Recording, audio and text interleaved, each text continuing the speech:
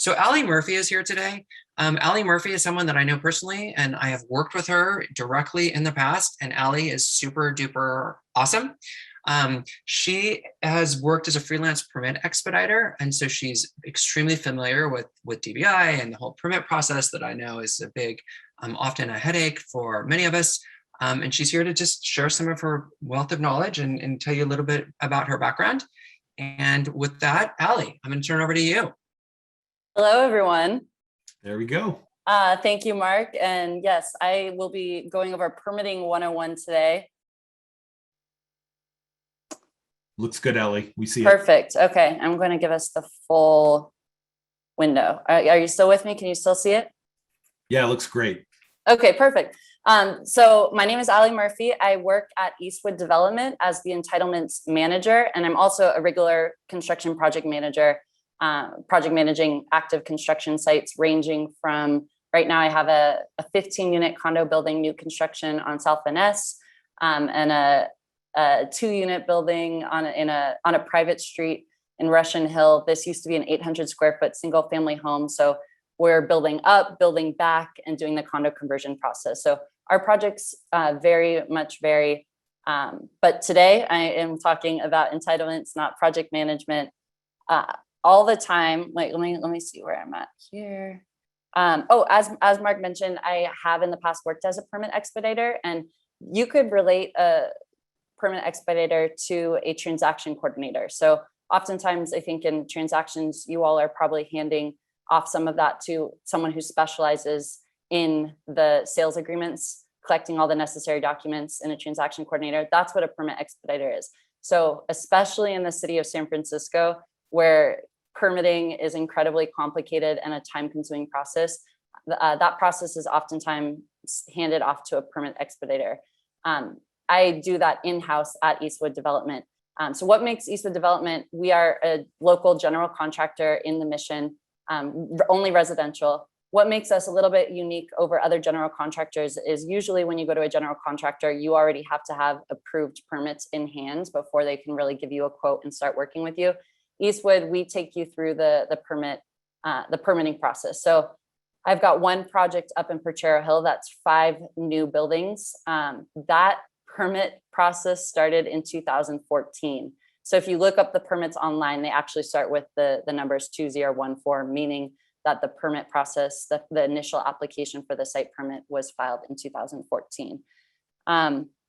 So all the time, I'm sure as you're taking your clients through open houses, you are really great at brainstorming the possibility, blow out this wall, let's put a deck here, let's make this powder room, let's make this closet into a powder room. But it would be probably helpful to know, how long those different projects might take and if they're even permittable. So during this presentation, I'm going to be using the terms entitlement and permitting interchangeably. Basically, entitlement is how do you entitle a property? How do you get permits for a property? So first slide, so there are 2 basic types of building permits: over the counter, which is commonly known as OTC, over the counter, and then in-house review permits. Over the counter permits, no appointments necessary. And now that COVID is more or less over according to the DBI, you can go in person again. So during the last year and a half, OTC permits were not done in person, but now they're back to going back in person, no appointment necessary, and you can actually leave the building with a permit in hand. So these are a single day, and I said a single day plus on the slide because if you don't have the right drawing or you're missing a certain document, these can take longer than a single day. But ideally, OTC permits are issued over the course of just a day. And then OTC permits can be broken down further. There's those that require plans and those that don't require plans. So those that don't require plans are replacement windows, same location, same type of windows, a remodel of the kitchen, but you're not changing any wall locations. Whereas over-the-counter permits that do require plans are those kitchen remodels that are changing walls, changing floor plans. If you want to add an entirely new window to the facade of a building, things like that. And then the second main bucket of building permit are what is referred to as in-house review permits. And so these are the larger and more complicated projects that are not eligible to get over the counter. And these you'll need to make an appointment to drop off your permit application materials. And the timeline here is a couple months minimum to a few years. And as I mentioned, the project that just broke ground last year, so 2020, we started that entitlement process in 2014. And I imagine the Yerba Buena Island project looks something similar to that. So this is more on the in-house review permits. So that second bucket of permits that are more complicated and time consuming. So these, I'll go ahead and break these also into two buckets. So the first would be an in-house review permit that does not require 311 neighborhood notification. I imagine you all might have in the past received a packet in the mail that notifies you that a nearby building has plans to do a major remodel with a copy of the floor plans. So these are projects that don't require 311 neighborhood notification, a variance from the planning code, conditional use authorization. That's something like if you've got a building demoed, but they do require more robust construction drawings than the over-the-counter permits. So that's the first bucket. Second bucket, and this is where a permit expediter really comes into play. A project that does require any of those things. So 311 neighborhood notification, a variance, a CUA. That's when the strategy there to getting a building permit is you first file what's called a site permit. And then once the site permit is approved, you then file addendum permits. And so why do a site permit first? So you want to do a site permit first because those really only require architectural drawings, basic building information, the construction type information, exiting, egress, things like that. They do not include the structural drawings, mechanical, electrical, plumbing, and the more detailed information that you'll actually need to build the building. Why do they do that? So you split it up because why invest all of those extra resources? So each of those types of plans comes with a price ticket because you need a structural engineer, you need a mechanical engineer, you'll probably need a geotech report. You need all these professionals that come with high price tags. So you don't want to spend that money hiring those people and developing those documents if the project's never going to happen. So the site permit gives you the initial green light. This project is viable. You have city buy-in, the planning department approves it and the neighbors also approve it. So once you get an approved site permit, and the site permits are typically, as speedy as 9 months, but could take just over a year as well. Once you get that approved site permit issued, then you say, okay, let's gather those professionals and get them to produce their drawings. And then you would file addenda permit. And then once those addenda permit are approved, then you can start the construction of a building. Addenda, I said timeline here, each one is about 3 months. Typically, people split the addenda. I wrote here on the side, you can separate into the different phases of construction. So you could do two addenda, one that's structural and one that's architectural, so that you can get by breaking it up into different phases, each addenda will take quicker to be reviewed and approved. So my favorite resources this is a little bit more interactive. So I'm going to take you through these are definitely things, and I think you'll get a copy of these slides. Use these resources. My two favorite resources are the website, and we'll go to this website. And then second is the planning counter. You can, and especially now since COVID's over, not only, you could always call on the phone, but it's so much better to actually go in person. So it's the 49 South Van Ness is the new home to DBI and the planning department. Those were the photos from my first slide. It's a brand new, beautiful building. Actually go into the planning counter. A real life planner will sit with you for up to 15 minutes. You can go over ideas, say, hey, I have a client, or you can say, I'm considering buying this property. I'm getting mixed messages on the permit history, or do you think that adding a deck on this location is actually viable? So use it, it's free. You'll definitely learn a lot, and it's a great way to impress your clients. So planning counter is definitely a favorite resource. And then my other favorite resource is this website right here. I've already tabbed it out. And I have pulled up, this is just a project that just sold about 6 weeks ago. I pulled the permits for it, and then I was also the project manager during construction. So this website's really cool. You put in the address, and then you have all these different options of things to look at. One thing to note is historic preservation. You probably see oftentimes that a particular property is a historic resource. This is how you find that out. So 413 Line Street is actually historic preservation Class A. So this is the strictest. So it's going to be really hard for you to change the look, the facade of the building. That's something to definitely take into consideration when buying a historic preservation house, because it limits you in terms of changing the look of the building. But it's not impossible, because so now we're going to skip down to building permits. You'll see we were actually able to add, so this was a historic preservation building, but it was previously a single family home. We added a whole nother level to it and then built back. So we went up, back, and then did a condo conversion and sold it as 2 units. This is the list of permit history.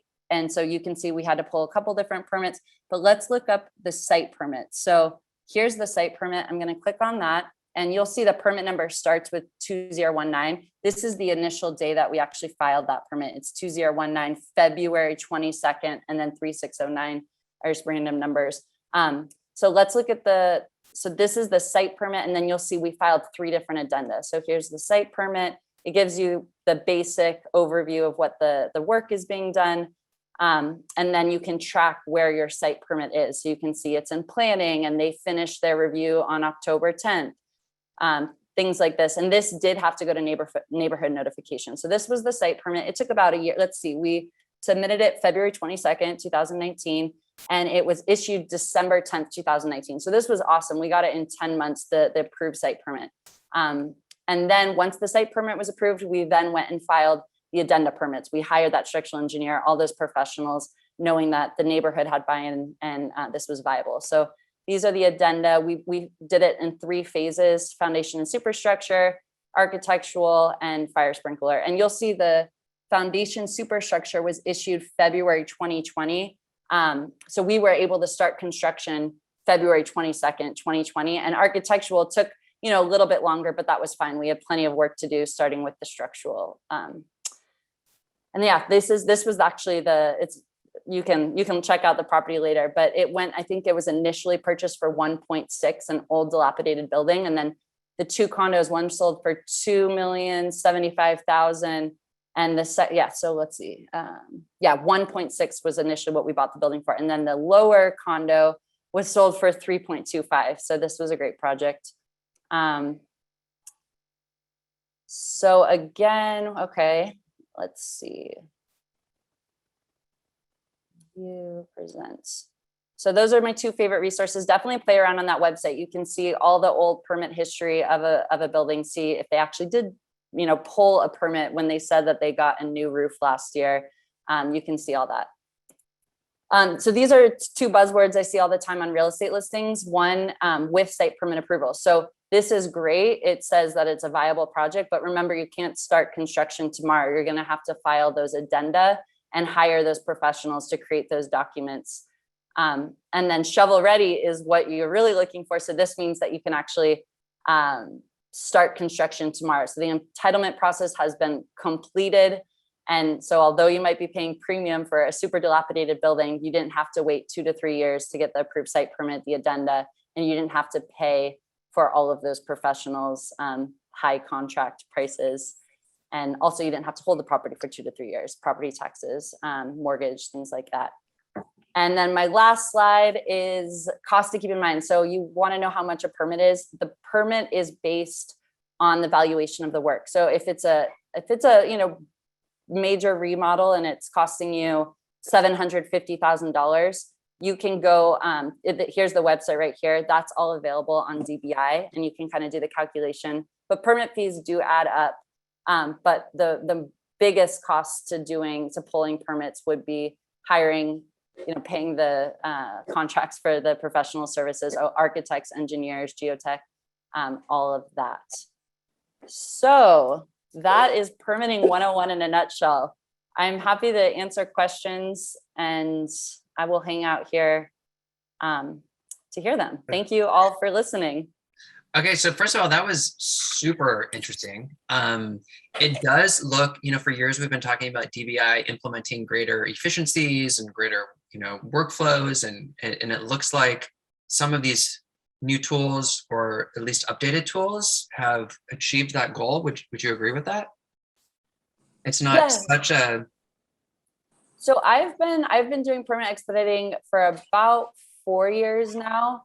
And yes, I would say the biggest example recently was the ability for them to review electronically. So before, you always physically had to bring your plan sets, print out 150 pages, big 24 by 36. Now you can upload them. It's a system called Bluebeam. So that's been one thing DBI has updated. And it's really, really nice that we're back in person, because it's so much more effective physically meeting with a plan checker at their counter. And so that was hard over the last year and a half. Okay. But I mean, yeah, I showed 4139, which was pretty optimistic. We got through the site permit project in 10 months, but it is, yeah, the 2014 example that I gave, that it's an incredibly lengthy process, and no one kind of really knows what's going on within. It's such a massive department. So Okay. you want a good permit expediter. I'd like to show our members something quickly, Ali. So I'm just going to turn off your screen share so I can turn mine back on. Sounds good. And most people don't know this, but we actually provide a link to that DBI site, that planning map site. So yeah, if you're on the MLS dashboard and you're logged in, there's an SF planning map tile right here with a pink on it, and you click on that, and it should load the entire thing in a frame for you. You can get at it, and I think you have the same ability to interrogate it that Ali was just showing us. Okay, awesome. Cool. Thank you, Jay. I see I have some written questions here. Yeah, you do. So, well, Jay wanted to remind everyone it's being recorded, so if people want to go back and review it. And then, yes, Alexi asked about she said, great informed presentation, which I wholeheartedly agree. What's the usual wait time for the planning counter? So good question. Back in the day, when I was really visiting it a lot, it can vary from immediately being seen to 2-3 hours. You pull a ticket. And now that's another system they've updated. They actually give you text reminders. They input. The couple times I've been over the last few months, it seems pretty quiet. So that's hard to answer, but you could maybe call ahead and get but they're available about 7 hours a day to see people. So you just go pull a ticket or input your name, and they see you as they can. And then the next question, yes, you're absolutely right. So that website that I showed you where you can look up the permit history of a building only goes back, actually off the top of my head, I can't recall. I think it's even later, like 1970. So if someone pulled a permit in 1950, it's not going to show up. So you actually have to request that record from DBI. And again, you can go in person now, but that stopped for 1.5 years during COVID. You can actually go in person, and the person at the counter is really helpful. You input the address, and then you can check the box of if you want to see permit history, floor plans, all the different things you're looking for. And then you pay a very reasonable fee for them to photocopy them, and you can leave that day with, and then you can also you can also send them an email. You don't have to go in person. And it just takes a little bit longer, maybe even a couple of weeks rather than the day of getting that information. Did you see any hot dogs? What was that? Cynthia? No? Excuse me, I wasn't muted. I apologize. No, it's all good. It's all good. Okay. Hey, so really, really, really, really interesting, really great presentation. I wish I could just sort of morph your brain and knowledge into mine so that I had all of that content at hand. But things like this are extremely helpful. So thank you so much, Ali. If there's any other questions for Ali, certainly type them now. Otherwise, thank you, thank you, thank you. And we're going to turn it over to our one and only Jay. Thanks, Ali. Oh, my pleasure. Thank you all. And Ali, we recorded this. We're going to upload it to our member website so that our members can get at it. So if anybody missed anything today, you're going to have a chance to check it out.